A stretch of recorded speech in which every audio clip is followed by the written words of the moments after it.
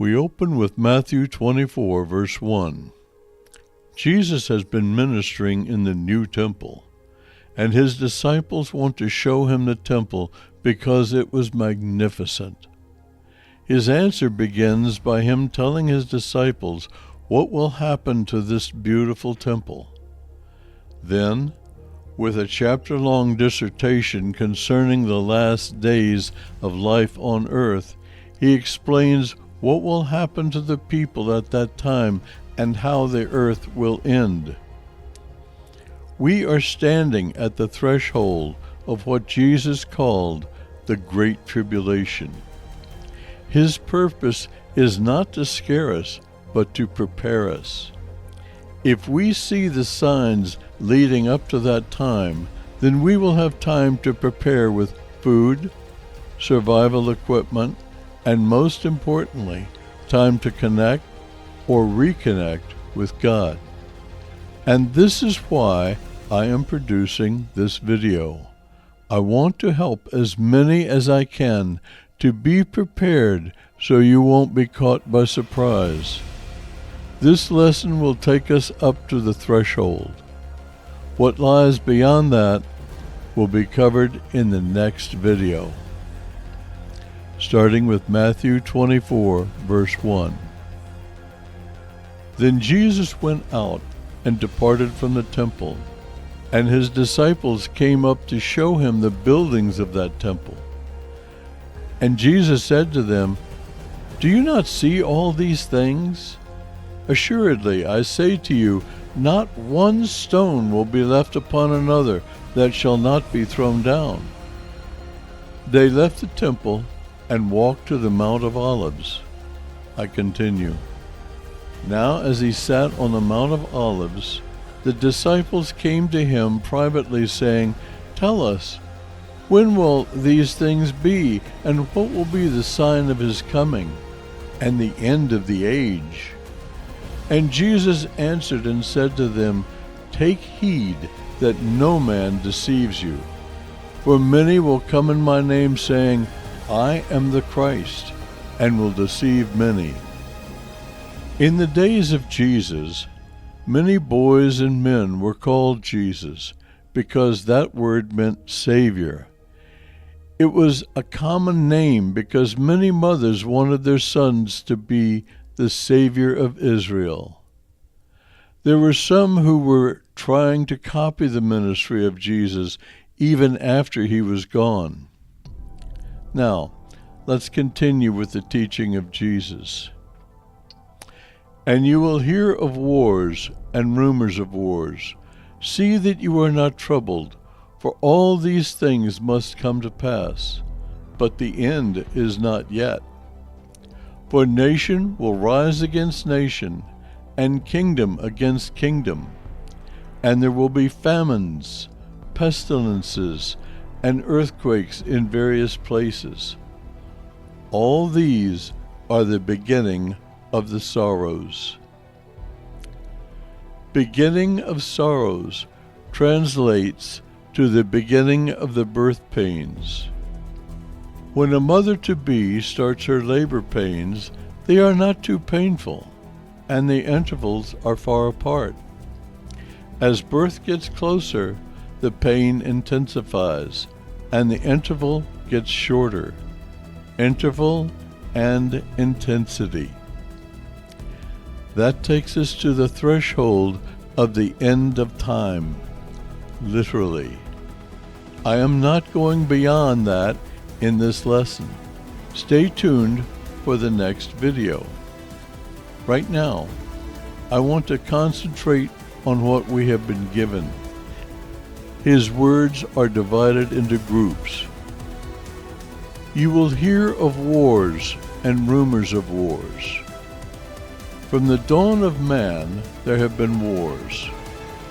First, it was a clan against a clan. Then, tribe against tribe. Later, regions against regions. Then, as countries formed, it was country against country. The news of wars was local. No one else was aware of what was happening over the hill. As the wars got bigger, the news went further. It was not until the telegraph that news went national, then international. In the early 1900s, radio extended the range of the news. The mid-1950s brought TV, and families watched the nightly news programs to find out what was going on in the world. In the 2000s, cell phone use became popular. Everyone has access to the news, even as it happens. We can watch, even in real time, events around the world. For hundreds of centuries, we have heard of wars, though faintly. But now, thanks to cell phones, everyone can watch and comment about the wars. These are the rumors of wars. Jesus let us know that when we got to the point where we could observe and talk about the wars as a people, not just listening to a talking head, then we are at the threshold of time. Nation will rise against nation. Let's think about the first war. One Stone Age clan against another, probably over hunting rights. Their weapons were thrown rocks, clubs, and spears. The battle was over in minutes. Casualties were few. As men became more sophisticated, the weapons of choice were spears, swords, and arrows. Wars lasted for days. The casualties may have been in the hundreds. Go forward a few hundred years, and guns are introduced to the battlefield. Still, the wars, most of them, only lasted a few weeks. Casualties increased, but they were still few by modern standards. Time marches on. Artillery is added to the arsenal. Artillery added to ships. Artillery is put in concrete bunkers.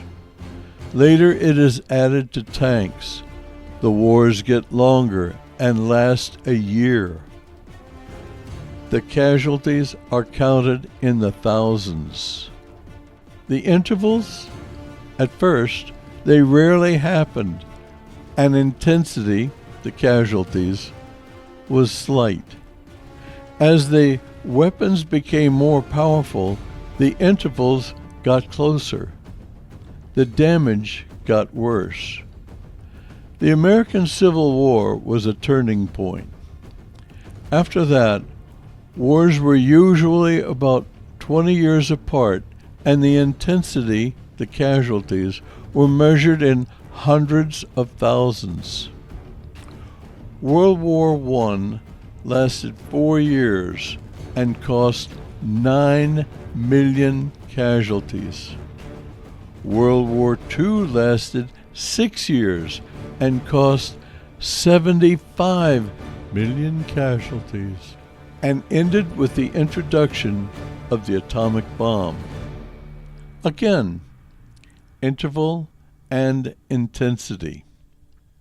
Today, there are no intervals, and the intensity cannot be measured because there is no end in sight. We have reached the beginning to the end of time, quite literally. And kingdom against kingdom.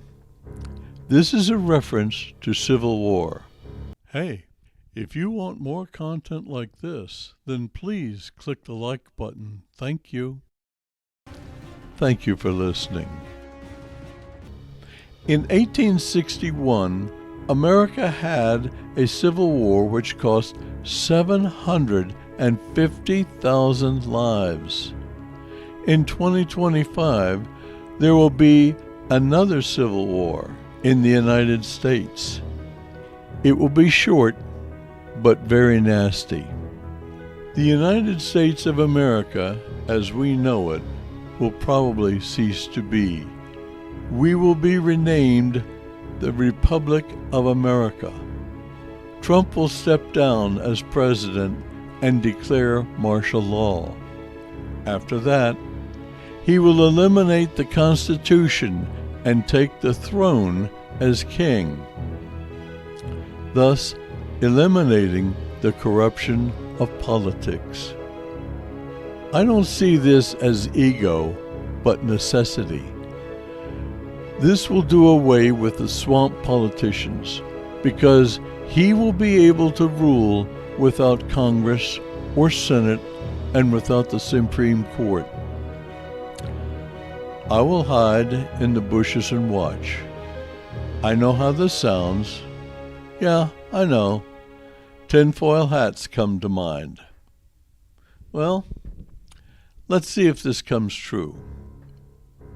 And there will be famines. Famines are caused by many different reasons. We have all seen pictures of starving children in poor countries. Soon we will be seeing families in industrialized nations starving. Our starving will be due to programmed food shortages that have been planned by organizations beyond our governmental control. Biden's administration started the supply problems, and they will continue into the new administration.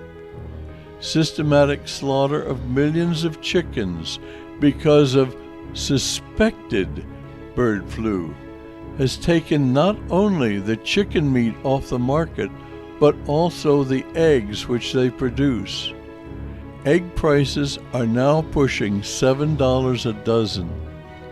The poor families cannot afford these prices. The same thing has happened to the beef industry. Quick food restaurants will close their doors in the next couple of years because they cannot pass on the ever-increasing prices of beef and chicken to their customers. I was surprised to learn that the Ukraine and Russia are also great food producers to the world, or should I say, were.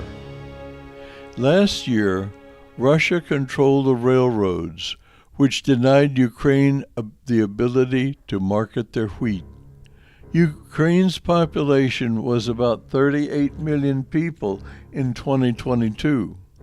About 14 million have emigrated to European countries, and about 1 million have been killed in the war. The farmland has been destroyed by the war. Ukraine cannot recover from the loss of so many people and land. Farm labor is almost non-existent. The same conditions exist in Russia. Soon European and Asian food shelves will not have their food products to sell. In my own neighborhood, I have seen grocery shelves empty because delivery of food products is not happening like they used to. Fairly soon, we will be seeing the land of plenty becoming the land of little. Pestilence. World War I was recent enough for us to point back to it and speak of the Spanish flu of 1917 and 18. A conservative guess is about 50 million people died. The number could well double that. Spain had nothing to do with it.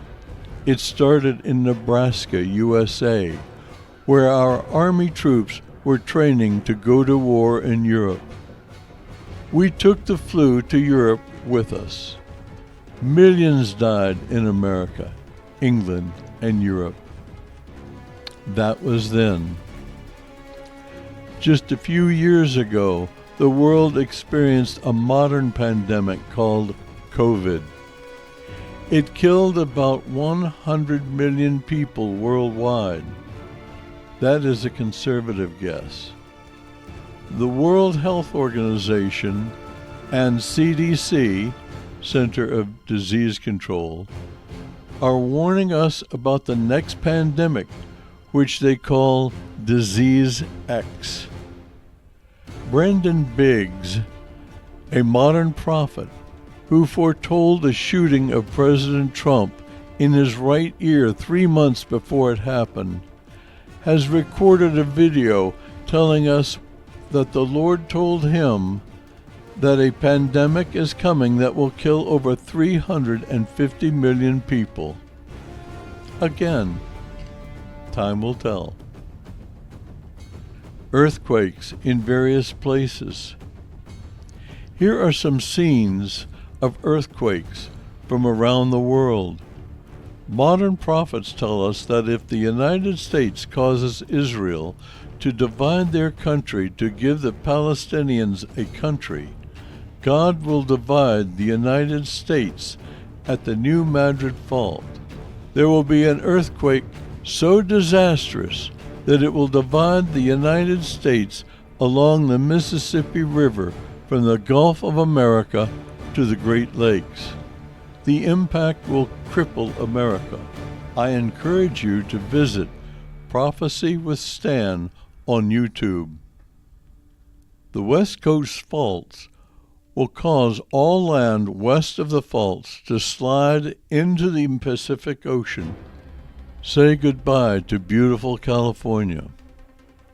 A few years ago, I researched the number of earthquakes per year over the world for the past 50 years. They grew slowly at first and then almost exponentially. The power of the quakes increased also. Again, interval and intensity. I know that I have been sharing a lot of prophecies from modern prophets that you are probably not aware of. I have been following modern prophecies since 2015 and have seen many of them come to pass. That is why I speak as though I have seen reality. I know that this subject is frightening, but believe me, if you are warned, then you can set aside some of the unimportant things in your life and start reading the Bible to get familiar with God and His plans. He will be with us right through the roughest parts and will receive us when we step through the veil. I know that this has been unsettling, but I hope that you will find this video informative. I hope you clicked on the like button. If you enjoyed this video, then please share it with someone and subscribe if you haven't done so already. These things cause the YouTube algorithm to send these videos to more people. Thank you for watching. I genuinely appreciate it.